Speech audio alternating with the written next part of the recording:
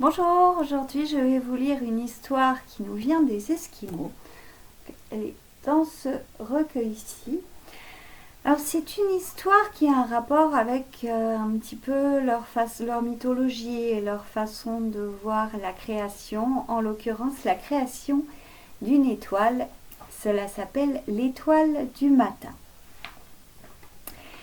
Il y avait un vieil homme qui vivait dans un village esquimau. C'était un individu renfermé, sauvage, insociable, qui de sa vie n'avait jamais rendu service à quiconque. Il était perpétuellement en fureur et personne n'avait jamais envie d'avoir affaire à lui. Comment s'étonner qu'il fût resté seul toute sa vie ? Aucune femme n'avait jamais souhaité vivre sous le même toit que cet être hargneux qui ne souriait jamais et qui ne savait que grogner et récriminer. Ce vieux sauvage éprouvait une animosité particulière contre les enfants. Quand ils jouaient près de lui, il se mettait à crier après eux et même, une fois, avait lâché contre eux ses chiens.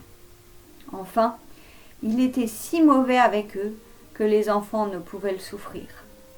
Un jour, le vieillard prit son harpon et s'en alla chasser le phoque. Il creusa un trou dans la glace et attendit. Les enfants le vinrent à proximité et se mirent à jouer, faisant grand bruit sur les blocs de glace. Le vieux attendait que l'eau affleurât au haut du trou et qu'un phoque dressât la tête pour respirer. Il aurait pu alors le harponner. Plusieurs fois, un phoque s'approcha du trou, mais les enfants faisaient un tel vacarme que, à chaque fois, l'animal prit peur et replongea en eau profonde. Cela mit le vieillard en rage. Il brandit son harpon et se précipita vers les enfants. Ils s'égayèrent et il reprit son guet. Mais ils revinrent alors et le vacarme recommença. Le vieillard bondit, dressa les bras vers le ciel et hurla « Esprit malfaisant, enferme ces gredins dans la glace, qu'ils me laissent en paix !» Et il en fut ainsi. Avec un sinistre grondement, les blocs de glace se soudèrent et les enfants disparurent. Pour la première fois sans doute de sa vie, le vieux se mit à rire et tout joyeux regagna sa demeure. Cependant, les enfants tapaient contre les murs de glace qui s'étaient refermés sur eux, mais en vain. Ils ne voyaient nulle part de fissure qui leur eût permis de sortir. Ils pleuraient, gémissaient, criaient, mais en pure perte. Personne ne pouvait les entendre parce que leur voix ne pouvait traverser les épaisses parois de glace. « Nous allons mourir de faim !» s'écria un garçon. « Ou bien de froid !» gémit un autre. Sur quoi une fillette s'exclama. « Regardez, là-bas, je vois le ciel !» Tous levèrent la tête et virent au-dessus d'eux un morceau de ciel. « Je vais grimper jusqu'en haut, » dit le plus âgé des garçons. « Je sortirai et je vous tirerai dehors. » Il grimpa sur les épaules de ses compagnons et commença à se hisser. Mais il avait à peine progressé de quelques centimètres qu'il retomba. Les murs étaient rectilignes et lisses, les mains y glissaient. Il essaya de tous côtés, mais dès qu'il semblait qu'il allait enfin réussir, il dégringolait à nouveau. Les enfants se serrèrent les uns contre les autres, se demandant que faire. Au village, pendant ce temps, on s'était mis à la recherche des enfants. Les mères s'interrogeaient l'une l'autre, cherchaient, appelaient. Les hommes parcouraient les alentours, exploraient la mer couverte de glace. Mais il n'y avait rien, nulle part. Les gens se renseignèrent même auprès du vieillard, mais celui-ci leur répondit méchamment. « En quoi m'importent vos enfants ? Vous ne me les avez pas donnés à garder !» Les enfants, dans leur prison de glace, souffrait du froid et commençait à avoir faim. Parfois, il se mettait à donner désespérément des coups de pied dans les murs de glace, puis cessait et se remettait à pleurer. « Pleurer ne sert à rien, dit le plus âgé. J'ai une idée. »« Dis-la !» s'exclamèrent les autres. « Essayons d'appeler le bon génie. Peut-être nous entendra-t-il et nous aidera-t-il. » Les enfants avaient entendu leurs parents parler du bon génie. Il se tient quelque part sur la mer et, bien souvent, avait aidé des hommes qui se trouvaient dans une situation désespérée. Et tous les enfants se mirent à crier « Bon génie, aide-nous! Bon génie, rends-nous la liberté! Bon génie, sauve-nous !» Et on entendit aussitôt un grand fracas, comme quand il gèle très fort et que la carapace de glace craque de toutes parts. La lumière pénétra d'un coup dans la caverne.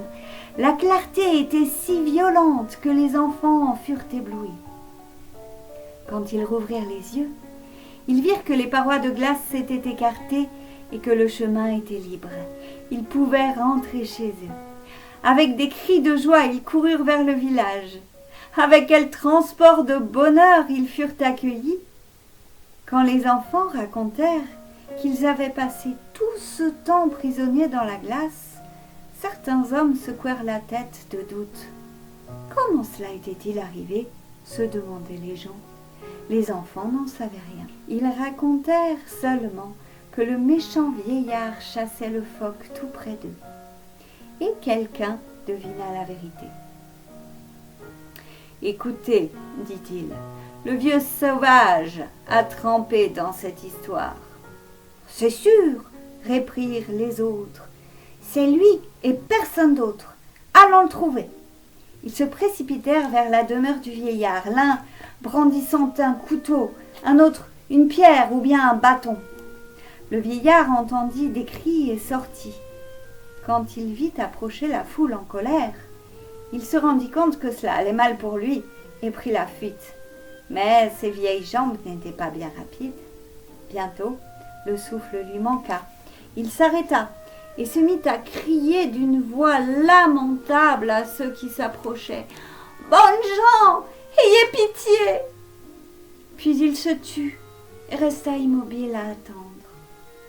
Alors, le bon génie se dressa devant lui et dit « Vieillard, tu as toujours été intolérant et méchant.